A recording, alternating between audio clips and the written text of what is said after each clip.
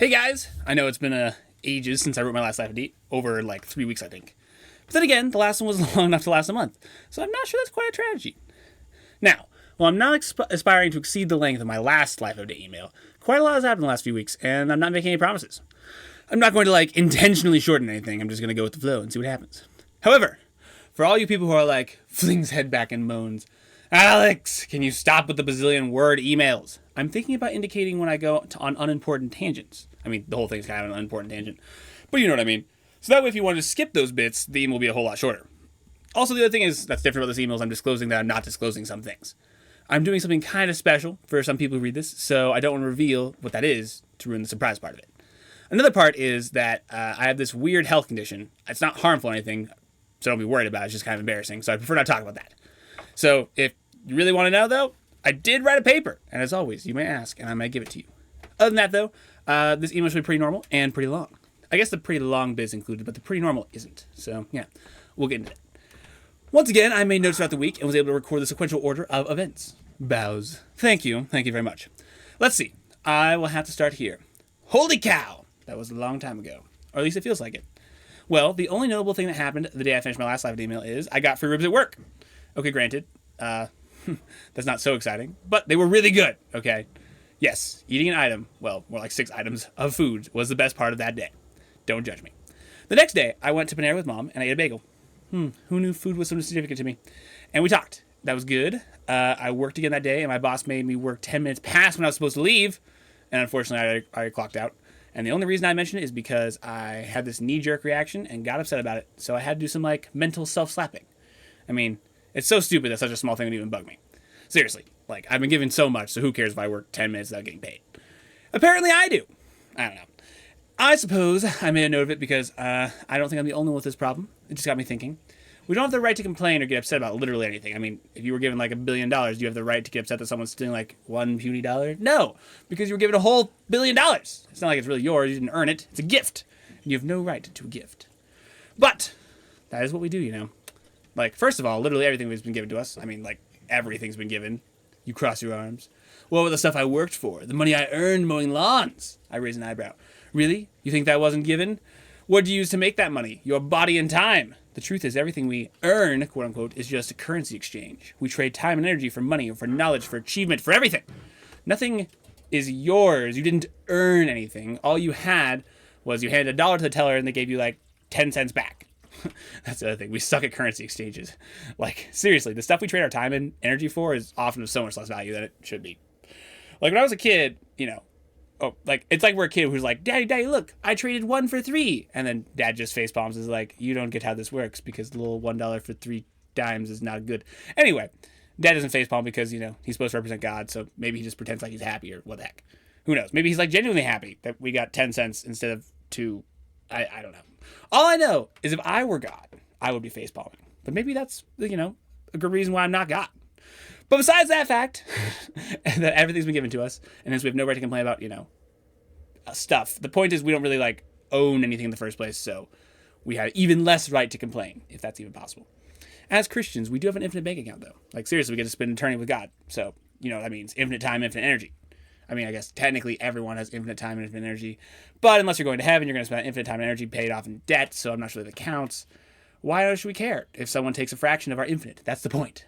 Granted, we only get to spend a fraction of resources during our time on Earth, so I guess we might be justified in being upset that someone is taking that from that fraction, that we actually get to use. But, let's be honest here.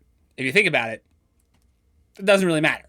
I highly doubt any of us are that guy stole $100 from me. Now I can't give it to that homeless guy. No. We're that guy stole $100 from me, so now I can't buy that Lego set. Okay, granted, not all of you want to buy Lego sets, but I want to buy Lego sets, and this is my email, so get over it. So maybe, from a selfless perspective, we could be justified-ish in being upset, but from a selfless perspective. From a selfish perspective, which is the one I know we operate in way too much, you have absolutely no reason to be upset, given the magnitude of what you've got given and in store. So the point is, this applies to me just as much as any of you, if you ever think you have the right to be upset about anything, you need to do some mental self-slapping. Because yeah, you don't. Not by a long shot. Alright, there's your lesson you probably already knew for the day. Moving on. The next day, I had work off and I went to Neo Group. Have I told you guys about Neo yet? Maybe I did. I can't remember. I'm going to anyway. Tangent alert. So Neo, if you remember this guy, he's like 20-something. I don't know, maybe 22. And I've really enjoyed hanging out with him. He's not like talent smart, where you've just naturally got a knack for analytical reasoning and stuff. He's like study smart, where you're smart because you read and copied a lot of guys who were smart before you. By the way, this is how you can tell feelers from thinkers. If feelers are smart, they're always study smart. Thinkers are often talent smart, though occasionally thinkers can be both. Those tend to be legit smart ones. Anyway, just a fun fact. So yeah, this Neo guy, he's study smart, and he knows a ton, because he's watched a lot of videos and read a bunch of stuff, but he's mostly studied theology. Now, I like talking to him because I learn a lot of stuff, and even though he's not as philosophy-y as me, but let's be honest, who is, we get some really good conversations. He's an Arminian, so we have some interesting, always a good word to use, right? Conversations. Debates. He used the atom bomb last time, which was disappointing. Do you know? Yes, right. I told you about that. I wrote a paper, and if you want to read it, you can read it. Anyway, the point is he's a cool guy. I enjoy our conversations, and Neo Group is a Bible study he leads. So yeah, I went to Neo Group. Granted, that's not actually what it's called. It's just, I have so many life and youth groups that I have an original, or I need an original thing to also get confused.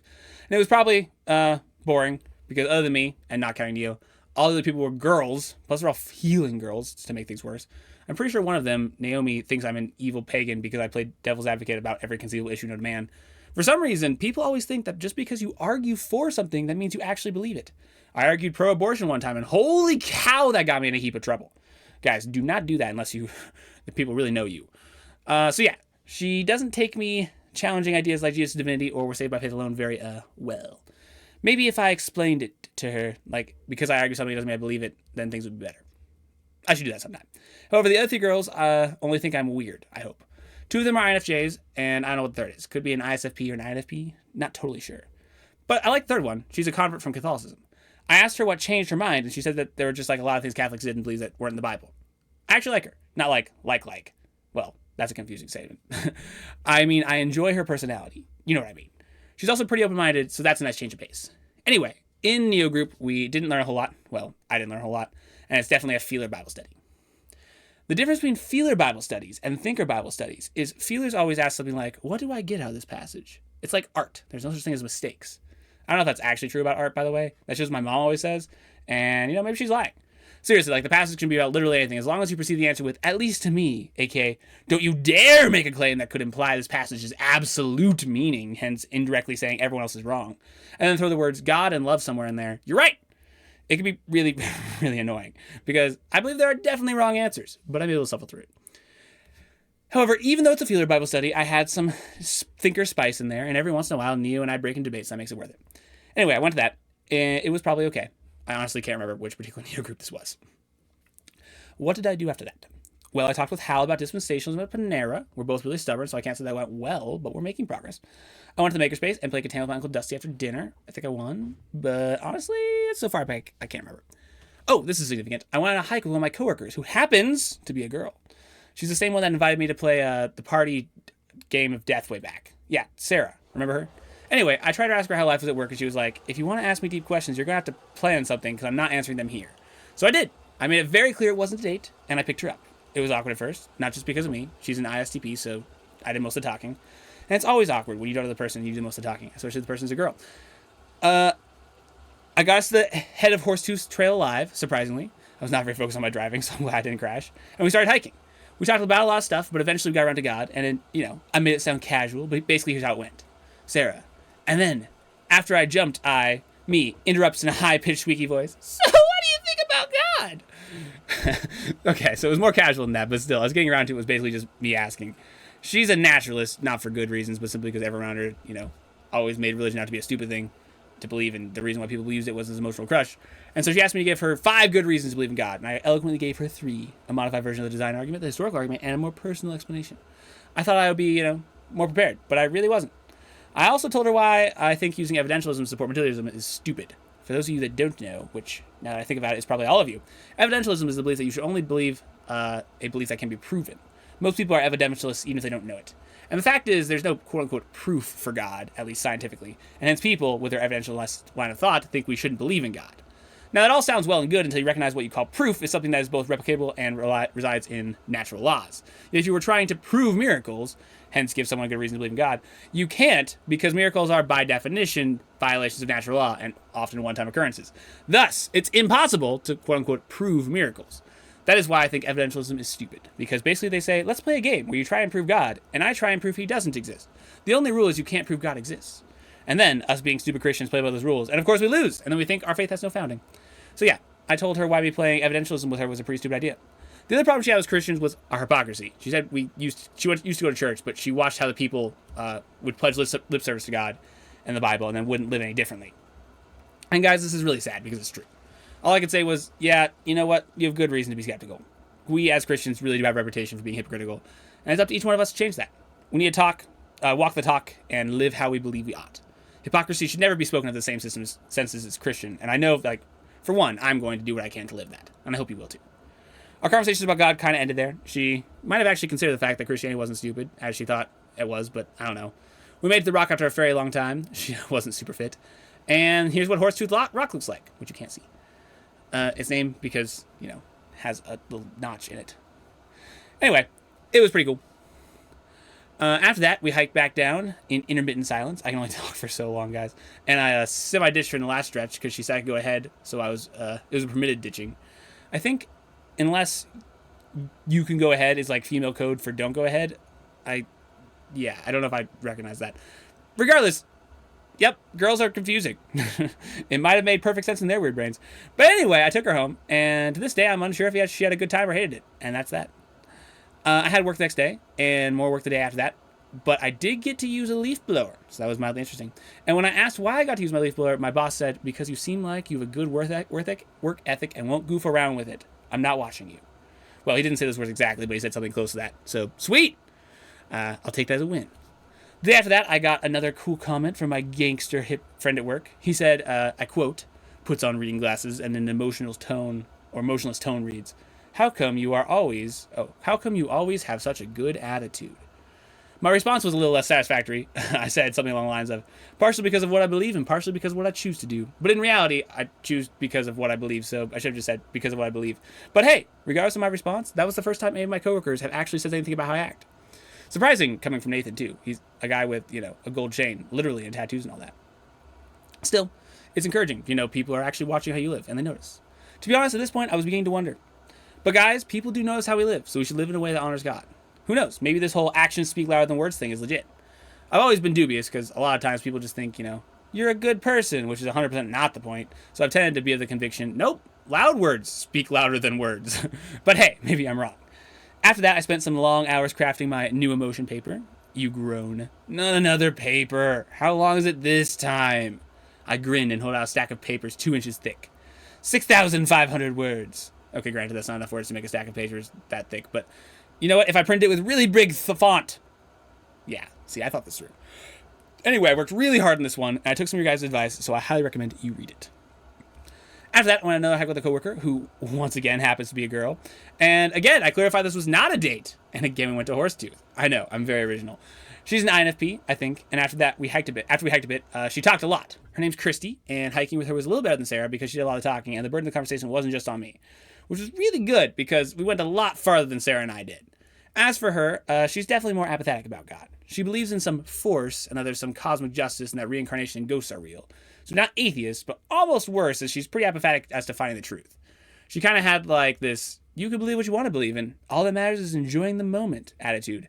And while I tried to explain that if she was wrong, just living the moment could be a very bad thing, I'm not sure she listened. The problem is you can't really argue with apathy, so that's why I felt like my time with her was worse than Sarah, because at least Sarah seemed to half care. Honestly, I don't get it. How can you be apathetic about the most important question you could ever ask? Shakes his head. There's nothing I can do. So yeah, if you guys want to just, pray that God would break through the apathy of my coworkers, that would be awesome, because they really need it. Anyway, we talked about a lot of stuff. She's had a hard life and done some sketchy things. Could really use some Jesus, if you know what I mean. But overall, the hike was pretty, and mostly overcast, so we didn't die from the heat. Thank goodness. Here's a picture I took. So yeah, it was good. I think she enjoyed it, but again, reading people was never my forte, so who knows. After that, I started watching some Crash Course philosophy videos, and those are cool. If you care about learning philosophy, that's a great place to start. It's an atheistic channel, but good content. And although I knew quite a bit of the stuff, there were some more technical things I learned, like names and titles, and quite a few pieces of content I didn't know about before. Anyway, I did that. I went to the Ascent Project, where I got to talk to someone. I just have it blanked out in my thing. The problem is, him and someone else are literally the only people I know there, so I'm going to stop going. It's not really worth it, and I gave it a good shot. The next day, I went to the CEC Wolves welcome, a sort of like initiation for the high school I'm going to, and holy cow, I forgot how awkward kids are.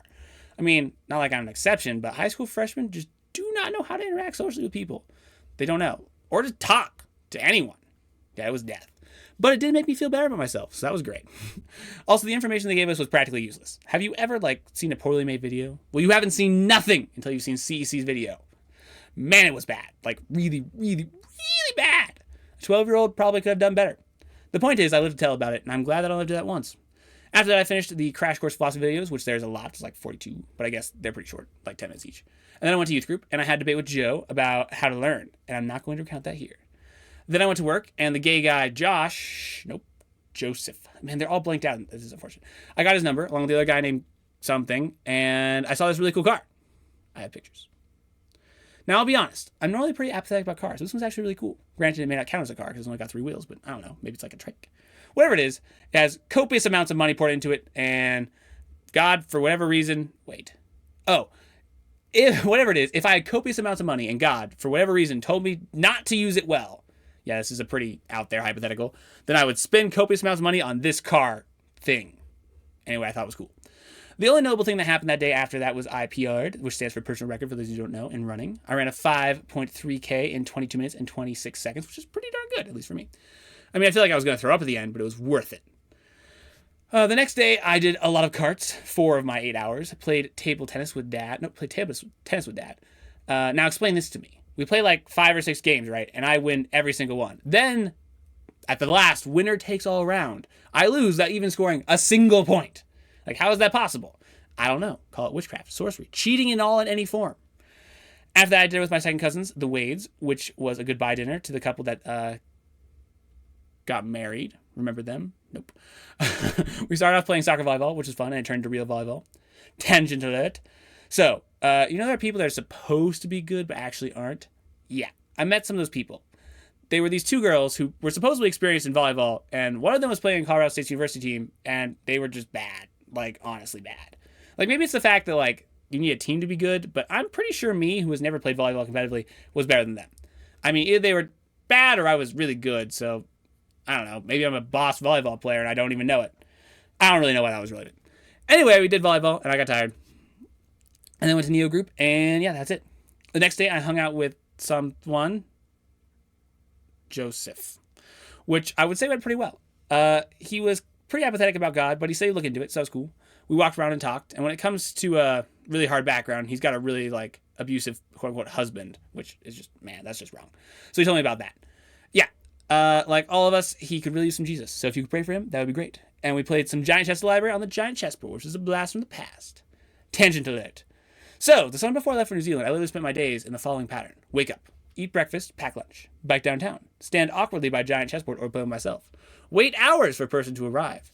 Play said person and very rarely ask about their thoughts about God. I wasn't as bold back then. Utterly destroys such person in chess domination. Opponent grumbles because he was beat by a 15-year-old. Then, wait for another person.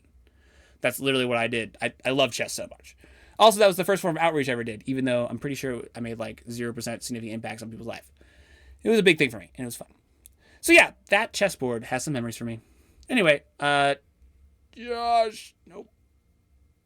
Whatever his name is, had been talking to himself up to the point where he was like,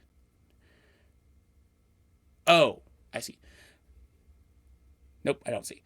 Anyway, whoever he had been talking himself to the point where he was actually nervous, and he was good, but then 5 moves, all that nervousness disintegrated like Spider-Man. Oh, he was trash. I see. This guy talked himself off in chess, and I was nervous, and then he wasn't nervous. Okay. Anyway, he didn't even know how to move the knight. We played 2 games, and then he gave up. Then we went inside, play a game of giant Blockus, which is normal Blockus, but bigger. And it was more like playing myself because the dude had no idea what he was doing. I think he's slightly autistic, so in the future I'm going to try and avoid strategy games. After that, we walked around some. I bought us some Izzy's. I dropped him back home, and it was pretty good. All things considered, though, almost the entire burden of conversation was on me. So, oh no, he had almost the entire burden of conversation. So all I had to do was say a few things, and that was really nice, believe it or not.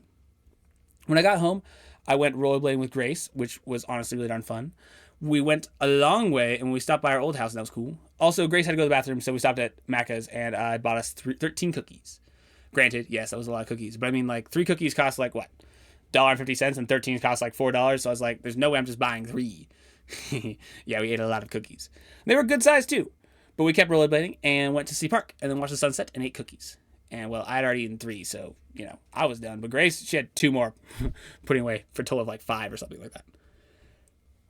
Then we rollerbladed downtown and it got dark. Downtown's kind of sketchy at dark. A lot of high and drunk people, so maybe not the best idea in hindsight. And then I called for Dad to pick us up because blading home would have been a nightmare. And we waited for me, and while we waited, me and Grace rollerbladed really fast around the oval, which I know people at CSU are so creative because they named it the oval, which is about the size and shape of a track. Well, track, like a field track. Anyway, it was great. Grace almost crashed and died at the end, but she managed to maneuver herself into the grass, and so she was okay, which is really good because if she got hurt, I'm pretty sure Mom and Dad would have imposed rollerblading sanctions. Oh, it's also good that she didn't die. That too. And then I played some video games with Bo. I know, I'm the one who always claims that, video games are a waste of time, but I think they may be justifiable if you're doing it to hang out with your bro. Oh, Ben, not Bo. The next day, I woke up way early, 5 a.m., and went to work. I was so tired, but I got through my short shift of 4 hours, so I at least survived. I played more video games with Ben, and we absolutely dominated until we didn't, because one guy killed our whole team. He was, way too good. And then I went to wife group, which was okay. I played this guy in checkers who had never lost, so what I mean by, you played the best of 5 and he never lost thing is that you have never lost. Oh, he may have lost 1 or 2 games. We played 9 games and I lost 4-5. Clenched his fists. I was so close. And yeah, it was your typical field of Bible study, nothing interesting. The next day, I picked up Grace from math tutoring and went to work. Someone in I don't care about your feelings way, which I honestly love, said, everyone thinks you're weird, right? And I was like, yeah, I know. I took it as a compliment because the fact is, it's just another word for being different. And being different is exactly what I want to be. After I got off work that night, I climbed a tree and did a prayer praying. And it was nice. The next day, work was really hot, but thankfully, I was inside all day, so it didn't make a huge difference to me. And because the 4th of July is coming up, which in case you guys didn't know, is a big American holiday, our independence from the British and all, I got free cotton candy. Shoves his face into a mound of pink cotton candy. Yeah! Also, I heard from a friend of mine, which I hadn't heard in 10 weeks, because he was at ABS, an Adventure Bible Camp in Cape Race. That was great. The next day at work, some newer guy said, "You're the only one who has a conversation around here. Everyone else just moans and groans." So I chalked that positive comment from my coworker up to 3. The count, I'm counting the "you're weird" one, which I definitely will count as good. So yeah, that was great. I also got called good looking. What? Really? For what I believe.